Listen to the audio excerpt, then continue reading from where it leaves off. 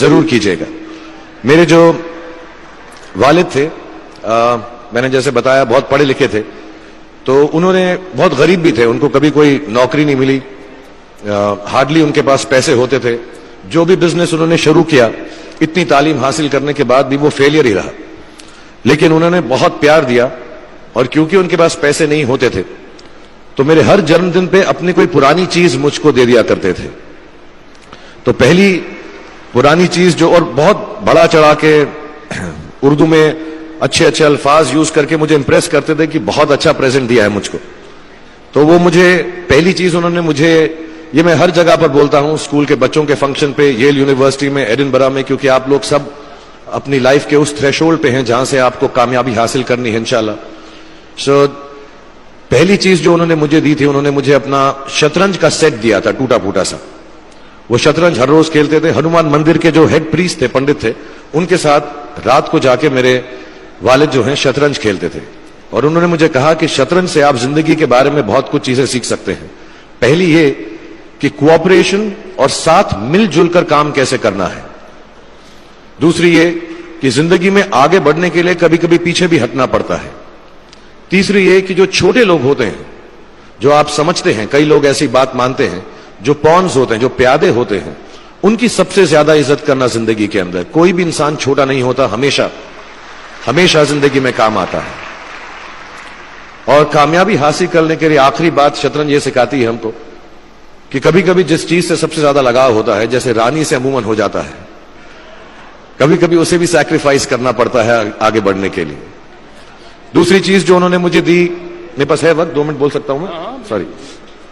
दूसरी चीज जो उन्होंने मुझे दी थी, वो एक टाइपराइटर दिया था। आज के जमाने में आई डोंट थिंक किसी को, बहुत सारे बच्चे होंगे यहां पे जिनको मालूम भी नहीं होगा टाइपराइटर कैसा लगता है। अब सब कंप्यूटर पे काम करते हैं। तो टाइपराइटर के ऊपर जब आदमी लिखता है और अगर गलत लिखता है तो उसको मिटाने में बहुत तकलीफ होती है।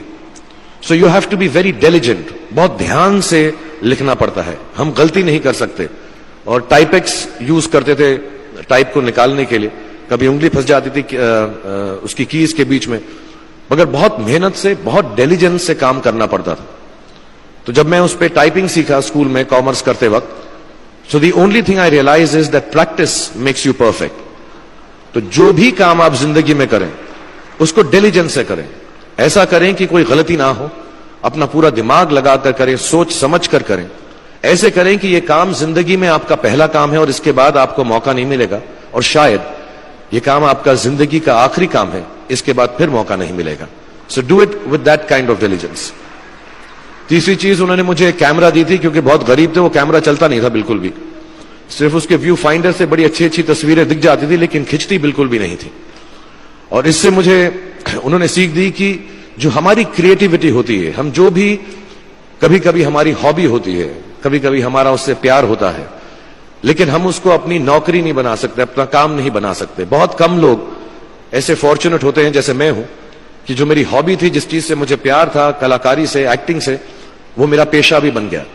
अमूमन ऐसा होता नहीं है, लेकिन जो हमारी कला है, चाहे वो पोएट्री है, चाहे वो लिखना है, चाहे वो पेंटिंग है, चाहे जो भी चीज, गाना है, अकेले में गाना है, हमारी क्रिएटिविटी जरूरी नहीं है कि दुनिया एक्सेप्ट करे। जैसे उस कैमरा की तस्वीरें दिखती नहीं है, लेकिन उसमें देखने से खूबसूरत लगता है हर कुछ, वैसे ही आपकी जो क्रिएटिविटी है वो अपने लिए रखें। क्योंकि जिंदगी में कभी ना कभी, कहीं ना कभी ऐसा मुकाम आएगा जब आप बहुत अकेला फील करेंगे। हो सकता है दुख का समय भी आए, उस वक्त आपकी जो क्रिएटिविटी है वो आपकी सबसे अच्छी दोस्त होगी, दुनिया उसको माने या ना माने। मैं बहुत खराब पोएट्री करता हूं, लेकिन जब भी दुखी होता हूं तो लिख लेता हूं। सराफ साहब से मैं अब सीखना भी चाहता हूं। मैं रेखता पे जाऊंगा, मुझे लगता है ये कमाल की साइट है, थोड़ी मैं शायरी वगैरह सीखूंगा। मेरी शायरी बहुत खराब है कि हमने तुम्हारी याद में रो रो के टब भर दिए, वो आए और नहा कर चल दिए, इस लेवल की पोएट्री है। लेकिन जब दुख होता है, ये भी बैठकर जब लिखता हूं तो बहुत दिल को शांति मिलती है। आखिरी चीज मेरे वालिद ने मुझे दी थी, वो दोनों मिक्स है, मैं जल्दी खत्म करता हूं क्योंकि आप लोगों के पास वक्त नहीं है, आप लोगों को अपनी डिग्रीज लेनी है, सोच रहे होंगे इतना वक्त जाया कर रहा है हमारा ये। तो मैं जल्दी से बताता हूं। एक, उन्होंने मुझे कहा एक सेंस ऑफ ह्यूमर हमेशा रखना जिंदगी में। हंसते हमेशा रहना, एक चाइल्ड लाइक इनोसेंस जरूर रखना।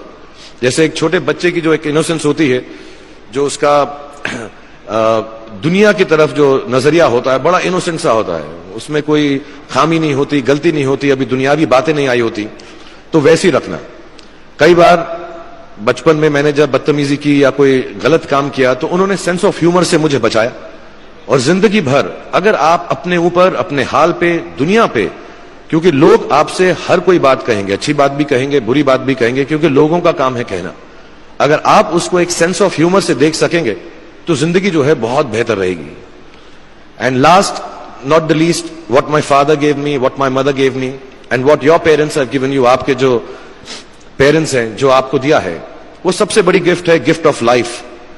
जिंदगी की जो जिंदगी एक खुद ही सबसे बड़ा तोहफा है हमारी जिंदगी, और उसको वैसे ही ट्रीट कीजिए।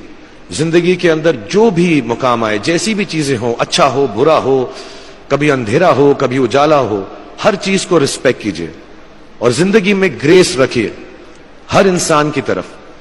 हर इंसान जो भी आपसे जो भी बात करेगा वो अपनी मुसीबत के हिसाब से करेगा, अपनी हैसियत के हिसाब से करेगा, कभी गलत बात भी बोलेगा, ऊंची बात भी बोलेगा। जब आप काम करेंगे, जब आप बड़ी बड़ी कंपनीज के अंदर नौकरी हासिल करेंगे, आपका हमेशा झगड़ा रहेगा, जो मेरा जूनियर है वो ऐसी बात करता है, मेरा सीनियर जो है ऐसी बात करता है।